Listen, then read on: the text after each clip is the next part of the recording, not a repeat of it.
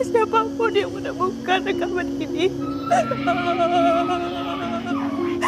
jangan pernah datang ke pasar setan.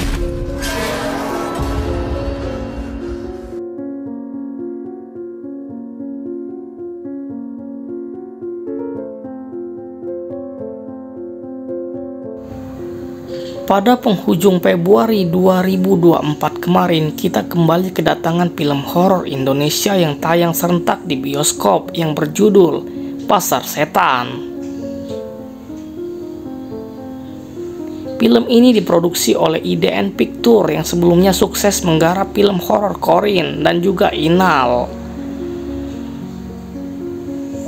Film Pasar Setan menjadi debut penyutradaraan film cerita panjang dari Wisnu Surya Pratama yang sebelumnya lebih sering menggarap dokumenter.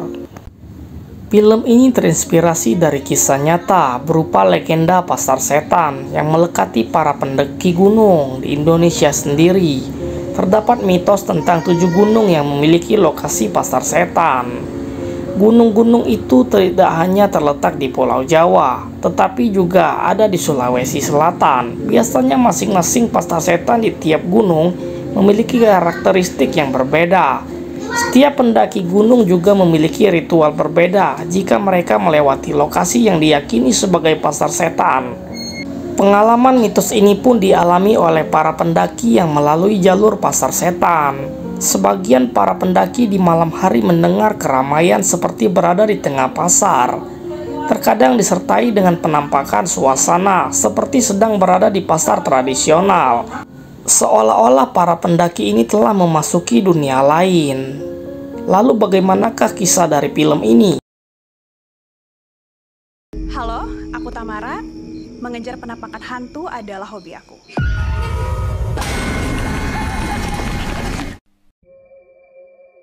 Konflik dalam film Pasar Setan dibuka saat akun YouTube milik Tamara Tiwu kedapatan menggunakan penampakan setan palsu, mendapatkan reaction banyak dari YouTuber lain, sehingga akun yang dibangunnya bersama Kevin, Caca, dan juga Yunus terancam bubar. Dari awal aku tuh nggak pernah setuju ya soal konten penampakan palsu. Orang pengen lihat setan. Nilas titik rusak air susu sebelangga. Itulah yang dialami oleh Tamara Tiwu akibat satu konten palsu membuat penonton tak lagi mempercayai video yang diunggahnya. Dimulai dari satu akun YouTube yang menyadari keanehan dalam videonya, akun lain yang membahas namanya pun mulai bermunculan. Semua citra baik yang dibangunnya sebagai YouTuber horor yang gemar mencari penampakan hantu seketika menjadi rusak. Alhasil bukan hanya nama Tamara yang jelek, dirinya juga tak lagi dipercayai oleh penonton. Bahkan dia harus mengembalikan sejumlah uang endorsement yang sudah diterima. Di titik inilah Tamara melihat sifat asli dari rekan-rekannya. Perkataan dan perbuatan mereka pun membuat hati Tamara sakit. Tamara memberikan sebuah usulan agar pergi ke tempat yang benar-benar angker.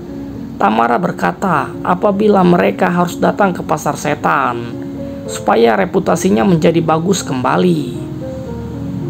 Kita lagi menuju ke sebuah tempat yang telah melegenda. Namun tak ada satu orang dari sana yang bisa kembali dengan membawa bukti. Ini Yang udah hilang. Iya, setuju gue.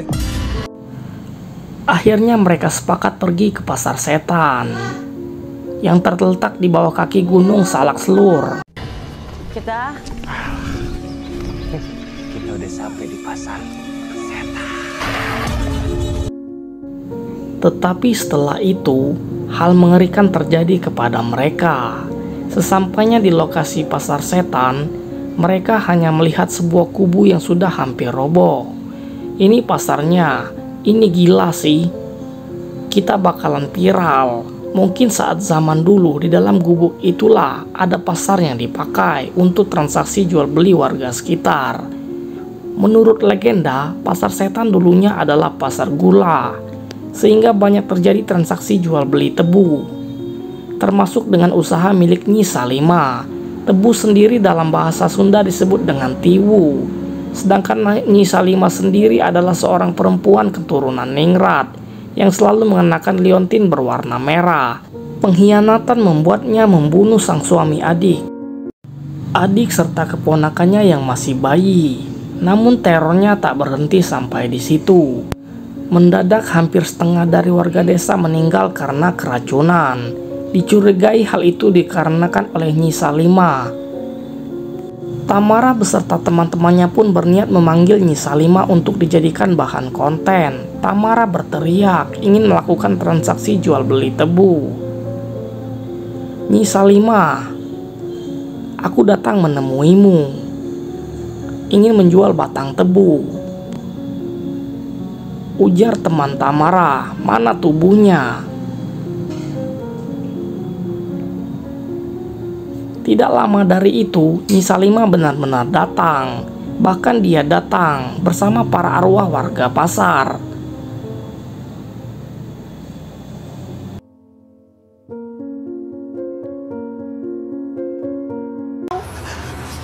Dari sejarah yang aku baca. Lari. Mana tubuhnya?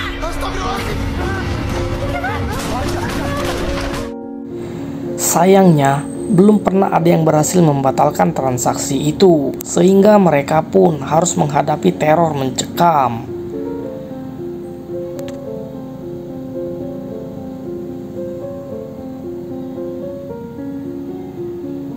Sejak dari itu, teror terus menghantui mereka, yang mana mereka tidak bisa pulang. Sejauh apapun mereka berkeliling, tetapi mereka akan kembali ke pasar setan itu.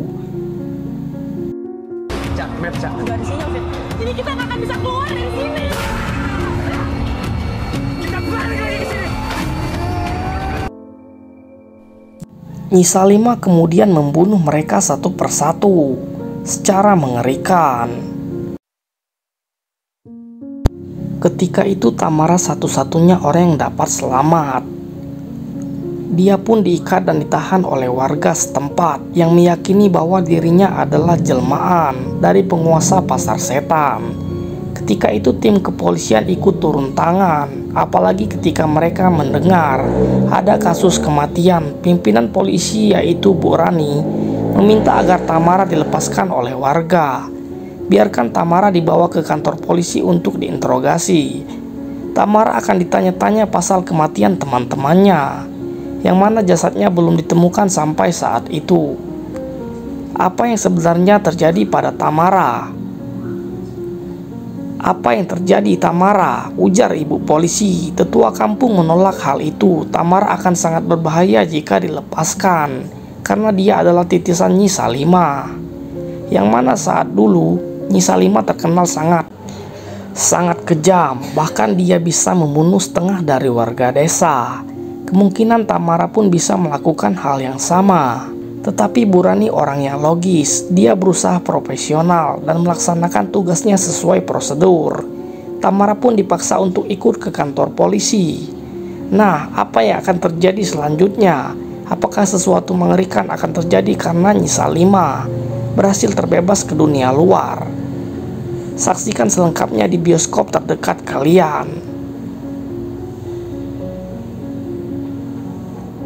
Oke seluruh, kalian pasti bertanya-tanya kenapa Tamara disebut sebagai titisan Nyai Salimah. Jika kalian perhatikan, Tamara bernama lengkap Tamara Tiwu, yang dalam bahasa Sunda, Tiwu adalah tebu, sedangkan tebu sangat identik dengan Nyi Salimah. Selain itu, hanya Tamara yang dapat selamat, sedangkan semua teman-temannya tewas. Mengenaskan. Kemudian pada salah satu video yang diunggah Tamara, dirinya menampilkan kalung liontin antik yang dia sebut merupakan peninggalan dari ibunya, sedangkan sosok Nyi Salimah sendiri mengenakan kalung liontin merah. Kemungkinan besar keduanya memiliki hubungan. Asumsi memang kemungkinan Tamara sengaja mengajak teman-temannya pergi ke pasar setan, yaitu kampung halaman ibunya, karena dia sudah geram diperlakukan tidak baik oleh rekan-rekan timnya saat mereka terkena masalah kemarin. Maka dari itulah Tamara bersikeras mengajak mereka ke pasar setan itu. Bahkan sampai rela mengeluarkan banyak biaya. Aku yang biayain semuanya, yang ternyata semua itu semata-mata untuk pembalasan dendam. Kini Nyai Salimah pun dapat berkeliaran dengan bebas, dengan bersemayam di dalam tubuhnya Tamara. Dan film pun selesai. Jangan lupa subscribe Cenggo Film.